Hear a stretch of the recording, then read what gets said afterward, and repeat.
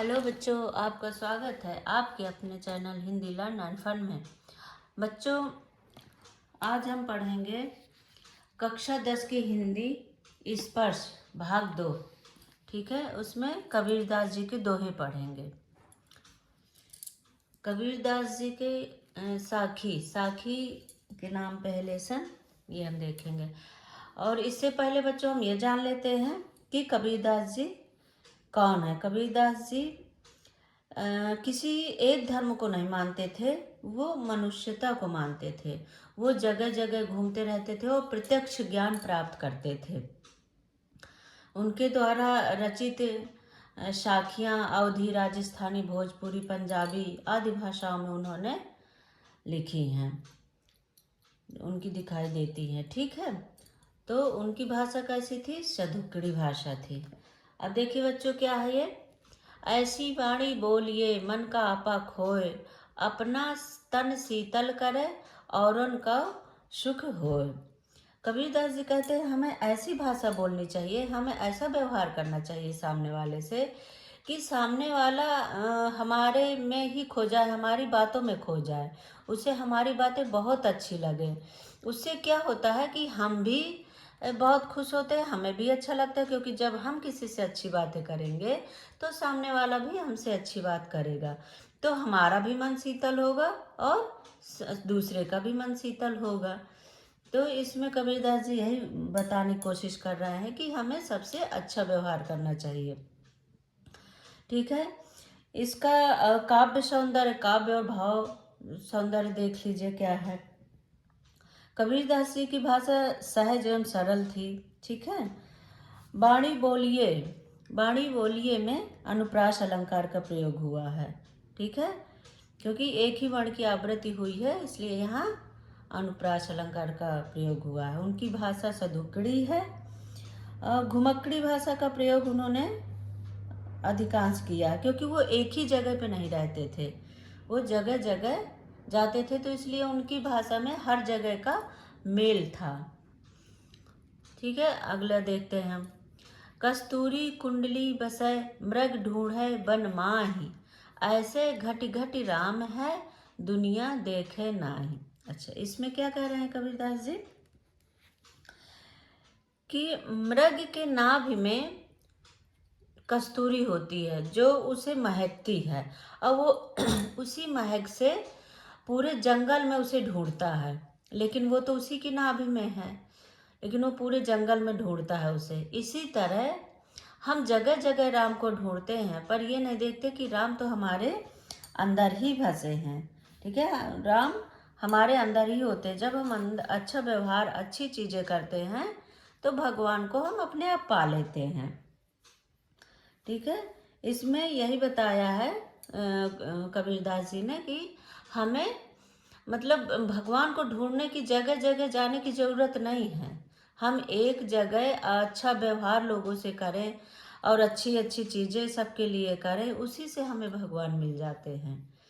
ठीक है, इसका काव्य सौंदर्य अब भाव पक्ष देख लीजिए। घुमक्कड़ी भाषा का प्रयोग हुआ है, खड़ी भाषा का कबीरदास जी प्रयोग करते थे। ठीक है, कस्तूरी कुंडली में अनुप्रास अलंकार का प्रयोग हुआ है। ठीक है, घट घटी घट घट में उन्होंने पुनरुक्त अलंकार का प्रयोग किया है, क्योंकि ये इसका अर्थ एक ही है और ये सेम शब्द हैं, तो यहाँ पे पुनरुक्त अलंकार का प्रयोग हुआ है। ठीक है, अगला देखिए। जब मैं था तब हर नहीं, अब हर है मैं नाही, सब अंधियारा मिट गया जब दीपक देखा माही। इसमें कबीरदास जी कह रहे हैं कि जब मैं था, जब मेरे अंदर मैं था, तब ईश्वर नहीं थे, क्योंकि जब किसी के अंदर अहम भाव आ जाता है तो वो ईश्वर को कुछ नहीं समझता है। ठीक है, वो अपने आप को ईश्वर समझने लगता है, मैं, मेरा है ये, मैंने ये किया, ये सब मैं हो जाता है उसके अंदर। जब मेरे अंदर का ये अंधियारा मिट गया, जब मैंने ईश्वर को पा लिया, तब हर जगह मुझे उजाला ही उजाला दिखने लगा। ठीक है, सब अंधियारा मिट गया जब मेरे अंदर का ये अहम खत्म हो गया, मिट गया, जब मेरे अंदर ईश्वर आ गए, ठीक है, तब मेरे अंदर का सब अंधियारा मिट गया। हर जगह मुझे उजाला दिखने लगा, यानी कि मुझे ज्ञान का प्रकाश मिलने लगा। ठीक है, इसमें कबीरदास जी ज्ञान के बारे में बता रहे हैं कि जब तक मेरे पास ज्ञान नहीं था तो मुझे अंधियारा, हर जगह अंधेरा दिखाई दे रहा था। जब मुझे ज्ञान की प्राप्ति हो गई तो हर जगह प्रकाश ही प्रकाश दिखाई देने लगा। इसका कला पक्ष और भाव पक्ष देखिए, क्योंकि ये भी कई बार पेपरों में बच्चों ये भी लिखने को आता है कि आप इसका कला पक्ष और भाव पक्ष लिखिए। ठीक है, तो आप साथ साथ में ये भी समझते जाइए। ठीक है, ये जो मैं शब्द में अहम भाव के लिए प्रयोग किया गया है। ठीक है, मैं शब्द अहम भाव के लिए प्रयोग किया गया है। अहम भाव को ईश्वर प्राप्ति में बाधक बताया गया है। इस दोहे में अहम भाव को ईश्वर प्राप्ति में बाधक बताया है। हरि हरि, हरि हरि में अनुप्रास अलंकार का प्रयोग हुआ है। ठीक है, चलो फिर अगला देख लेते हैं। सुखिया सब संसार है, खाए और सोवे, दुखिया दास कबीर है, जागे और रोवे। देखिए, इसमें कबीरदास जी क्या कहना चाह रहे हैं कि यह सारा संसार सुखी है क्योंकि पेट भर के खाता है और सो जाता है। ठीक है, इसमें कहने का मतलब यह है कि वो अपनी दुनिया में ही खोया रहता है। सुबह उठता है, अपना काम पे गया, शाम को आया, खाया पिया और सो गया, उसे और कुछ नहीं चाहिए होता। कबीरदास जी कह रहे हैं मैं दुखी हूँ क्योंकि मैं रात रात भर जाग रहा हूँ और फिर भी मैं ईश्वर को प्राप्त नहीं कर पा रहा हूँ। मैं चिंतन करता हूँ, वह भगवान को पाना चाहता है, फिर भी उसे नहीं प्राप्त हो रहे हैं। ठीक है, यहाँ दुखिया सिर्फ कबीर है क्योंकि रात रात जागकर ईश्वर का चिंतन करता है। वह भगवान को पाना चाहता है, फिर भी उसे प्राप्त नहीं हो रहे हैं। ठीक है बच्चों, तो अगला देख लेते हैं कि अच्छा इसका भाव पक्ष और कला पक्ष देखते हैं। यहाँ चिंतनशील मनुष्यों को सर्वोपरि बताया गया है। ठीक है, यहाँ चिंतनशील मनुष्यों को सर्वोपरि बताया गया है। भाषा इनकी सधुकड़ी है, सहज और सरल भाषा का प्रयोग किया है इन्होंने। ठीक है, अगला देखिए स्टूडेंट। बिरह भुवंगम तन बसै, मंत्र न रागे कोय, राम वियोगी ना जीवै, जीवै तो बौरा होय। अच्छा, इसमें इन्होंने ईश्वर की तरफ इशारा किया है। ठीक है, कबीरदास जी कहते हैं कि जो हमें विरह प्राप्त हो रहा है वो सांप के समान है। जो हमें विरह प्राप्त हो रहा है वह सांप के समान है। ईश्वर का विरह रूपी जो सांप है, ईश्वर का विरह रूपी जो सांप है हमारे तन में बसा हुआ है, हमारे तन में बसा हुआ है, हमें डस गया है। ठीक है, हमें डस गया है। कोई भी मंत्र डाल लो पर हमारे ऊपर उसका कोई असर नहीं होगा। इसी तरह ईश्वर से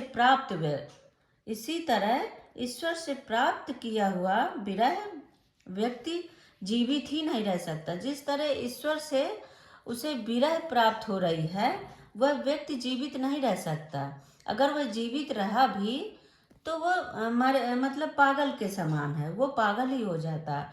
जिस तरह से सांप काट लेता है उसकी दवा और इलाज सब होता है लेकिन वो बचता नहीं है, अगर बच गया तो पागल की तरह रहता है, पागल हो जाता है। इसी तरह कबीरदास जी कह रहे हैं कि ईश्वर से वियोगी, ईश्वर से विरक्त, मतलब ईश्वर के बगैर विरह है, ईश्वर के विरह में जो हमें प्राप्त हो रहा है ये दुख, उससे अगर मैं बच भी गया तो उसमें मैं पागल के समान हूँ। ठीक है बच्चों, इसका भाव पक्ष और कला पक्ष भी देख लेते हैं। विरह की तुलना सर्प से की गई है। ठीक है, विरह की तुलना सर्प से की गई है। विरह और भुवंगम में रूपक अलंकार है, सधुकड़ी भाषा का प्रयोग हुआ है। इनकी भाषा सरल एवं सहज है।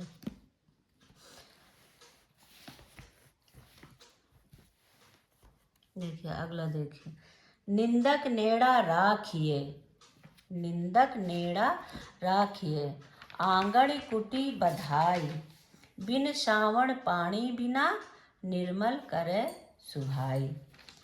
कबीरदास जी इसमें क्या कहना चाहते हैं, जो व्यक्ति हमारी बुराई करता है, निंदक में बुराई, जो व्यक्ति हमारी बुराई करता है उससे दूर नहीं रखना चाहिए, उससे हमें दूर नहीं रहना चाहिए या उसे हमें दूर नहीं रखना चाहिए। हो सके तो अपने आंगन में उसे एक कुटिया यानी उसे एक कमरा बनवा देना चाहिए, ताकि जब वो हमारी बुराई करे तो हमें पता चले कि हमारे अंदर क्या बुराई है और उसको सुनकर हम अपनी बुराई को दूर कर सकते हैं। इसलिए कबीरदास जी कहते हैं कि जो निंदक करता है वो सबसे बड़ा आपका हितैषी है, क्योंकि वो आप में जो कमी है वो बता देता है। जैसे बिन पानी और साबुन के बिना हमारा मन निर्मल हो जाता है, ठीक है। तो इसलिए कह रहे हैं कबीरदास जी कि जो निंदक करता है, आपकी बुराई करता है, उसे अपना सबसे बड़ा हितैषी समझना चाहिए, क्योंकि आपके अंदर की वो बुराइयां धीरे आपको बताएगा और आपके अंदर की बुराइयां धीरे धीरे सब मिट जाएंगी। ठीक है, समझ में आ रहा है बच्चों? अगर कोई दिक्कत आए तो आप कमेंट करके ज़रूर पूछिए। इसका देखिए हम कला पक्ष और भाव पक्ष देख लेते हैं।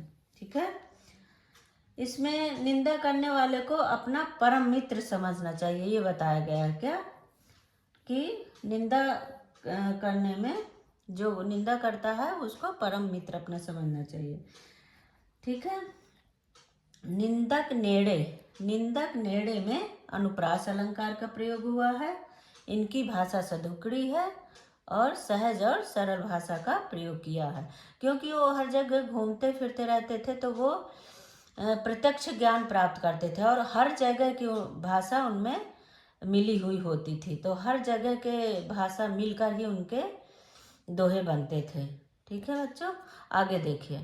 पोथी पढ़ पढ़ जग मुआ, पंडित भया न कोय, आयकै असिर पीयू का पढ़ै सुपंडित होय, एक असिर पीयू का पढ़ै सुपंडित होय। देखिए कबीरदास जी कहते हैं कि सारे संसार में पोथी पढ़ पढ़कर मर गए लेकिन कोई पंडित नहीं हो पाया। सारा संसार पोथी पढ़ पढ़ के चले गए लेकिन यहाँ कोई पंडित नहीं हो पाया। यहाँ पर देखिए किसी पंडित से लेना देना नहीं है। ठीक है, यहाँ किसी पंडित से लेना देना नहीं है।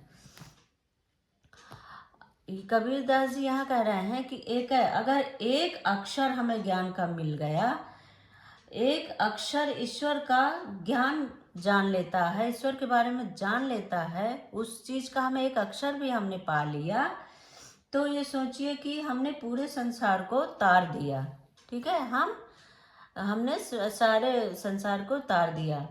यहाँ पे किसी पंडित से लेना देना नहीं हमारा।